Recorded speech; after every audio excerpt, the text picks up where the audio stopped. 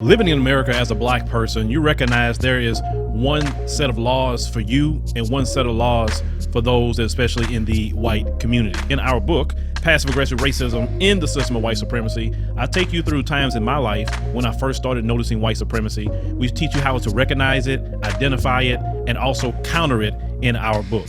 This book is a beginner's course for those that are just starting to wake up and open their eyes to see the system of white supremacy. As a black American person, you must understand this system because this system is life or death to you. How you handle it, how you deal with it, it can affect your mental health if you don't understand this system.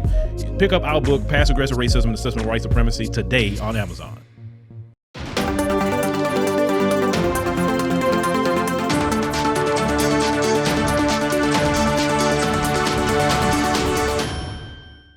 Greetings, I'm Dr. Jamille Harrell-Sims, and I'm a proud contributor to the African Diaspora News Network. Please make sure that you click like, share, and subscribe. And don't forget to click the bell so that you know when we upload a new video. Today's commentary is not about any foolishness, serious business. I want to say a few names to see if you know who they are and what they do. First one I want to say is Dr. Paul Goss, Dr. Sebi, Dr. Laila Africa, K. Akua Gray, Queen Afua. Do you know who those people are? They're healers. They are people who have studied herbs, studied diet, nutrition, and have spent their lives trying to help us be well. May Dr. Paul Goss, Dr. Sebi, Dr. Laila Africa rest in Uhuru, Ashe. May the Most High bless their spirits.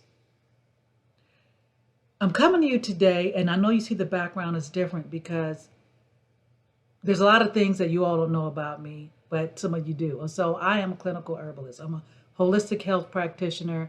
I hardly ever talk about that because I'm too busy trying to open your minds to what's going on instead of putting any emphasis on what I do. But it's come to that point where I need you to see that I'm serious.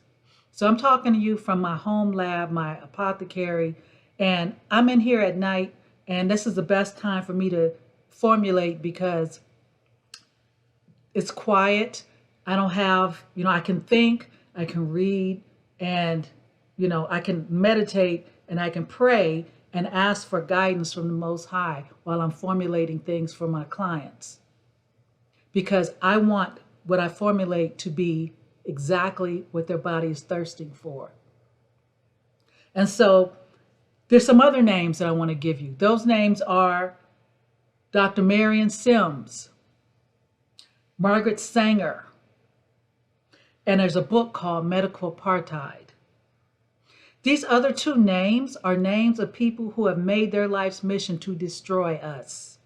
Margaret Sanger, I am a professor and I have gotten into some really heavy debates about Margaret Sanger because people think that she did us a favor by her eugenics movement. Well, they don't have to have all these kids now. I'm stopping them from having a bunch of babies so that way they can have a better life. Guess what? That was called genocide. Scientific medical apartheid. That's what it was. Marion Sims, he is the father of gynecology. Well, who did he do his scientific research on? It was our ancestors with no anesthesia, wide awake, screaming, hollering, bleeding to death, opening up their wombs. This is stuff that we don't want to know about because, oh my God, it's just too much. You need to get out of that. And let's get real for a minute. It's getting ready to be, holiday time, and you're going to eat that turkey and that dressing and mac and cheese and collard greens and, whatever else is going to come, that sweet potato pie, that, peach cobbler, bread pudding and banana pudding and takatumi cake and red velvet and all this food we're going to eat and a gluttony and all the sugar and salt, all the chemicals that are added, GMO, that's what you're getting ready to put into your body. And then there's going to be another time where within about 30 days, you're going to do the same thing again. And then for New Year's, you're going to do the same thing again. And the reason why I'm bringing this up is because this is my plea to you all. as a clinical herbalist, and a clinical herbalist is like a herbal scientist. We research. That's what I do. I research the herbs. That's one of the things I do. And right now, for the last year, I've really, really been into it, but I haven't shared it with you all. I'm sharing it with you today. Clinical herbalist is not, there's different types of herbalists. There's Ayurvedic, there's traditional Chinese medicine, there's indigenous herbalism, there's Western herbalism. There's so many different types. Folk herbalism, there's so many different types.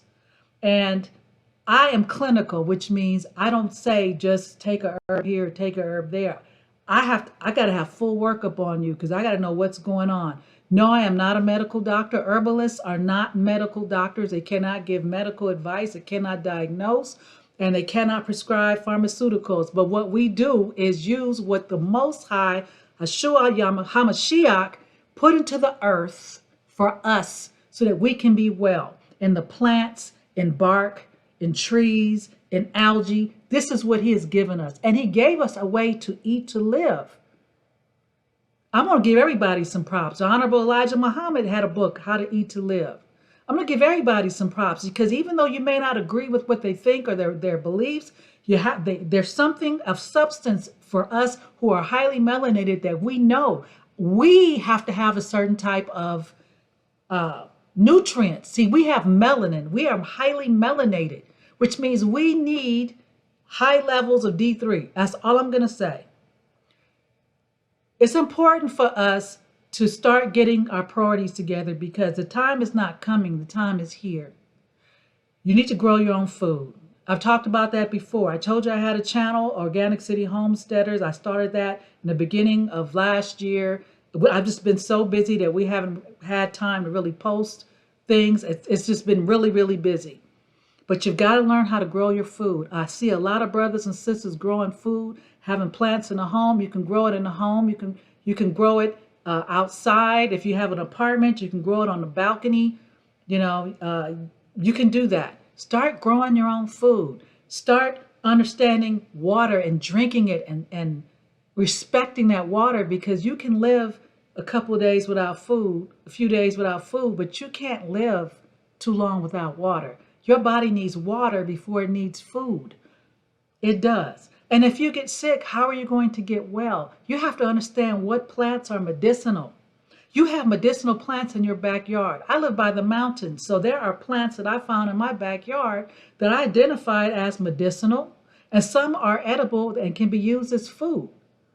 Elderberry. I have elderberry. I have echinacea. I have all kinds of stuff back there that we've been growing. In fact, before we lived here, we didn't even go to the store to get vegetables. We just went in the backyard and pulled them up. My husband is a farmer in his second life. I'm telling you, he's a farmer. And so he knows how to grow this food. If you know somebody that has a green thumb, get with them. Get a community garden going. Get with them so that you can learn the tricks of the trade on how. Stop throwing your food away. Compost your food. If you have leftovers, if you can't put meat in there, but if you have vegetables that nobody ate, take those vegetables, put them back in the ground that they came from. That's what you need to do. Herbs, they're medicinal. I have to make you understand that. But right now, you got to stock up on some things. You got to stock. You don't need, listen, you can't eat that weave. You can't eat those eyelashes. That's not going to get you any food. You can't eat Nike. You can't eat Gucci belt. When it gets to that point, the Gucci belt will be worth zero. The American dollar will be worth zero. So what are you going to do? I did one on bartering a few months ago. You better take a look at that one on bartering because it's going to come to a time, it's really almost here, that dollar's not going to mean anything if you don't have a skill or something that somebody needs, not wants, needs. What do you have so that you can barter and get what you need? Y'all wasting your time on foolishness. Y'all running around here worried about Rihanna and this rapper and 200 rappers have been killed and do you think this is just coincidence? There's no more coincidences. You look at what's going on in these courts. What these white supremacists are doing, it's not a coincidence. Not only do you have to keep your head on a swivel, But you better have a plan and a strategy for survival. You better have that. This isn't new. This conversation, this what I'm telling you, if you've listened to me before, you know I this is what I do. This is what I do. This is what I talk about. It's important. You're so worried about going along to get along. Let me tell you something. Yeah, I'm going to say it. The Democratic Party don't care nothing about us. Haven't you figured that out? The right wing and the left wing belong to the same bird. We are on our own. You better act like we're on our own. You better stop worrying about everybody else and worry about us. Worry about us. Matter of fact, don't worry. Just get to thinking and get in action and get that food going and get yourself prepared. And as far as your health, it is not up to the doctors to take care of you. It's up to you to take care of you. If you want to do it holistically, where you don't have to worry about your liver or side effects, holler at your girl or holler at somebody. But get well. That's all I can say. I've said enough. I want you to think about it. Get your priorities straight. Stop asking to be entertained and get your head in the game. You know what? May the Most High bless you, keep you well. Let me know what you think in the comments. Shalom. NASA knows a secret about you. The U.S. government has a secret about you. The elite have a secret about you. There's a reason that black cells are literally in outer space. Your royal DNA cellular bloodline is filled with the God particle, but it lies dormant within you.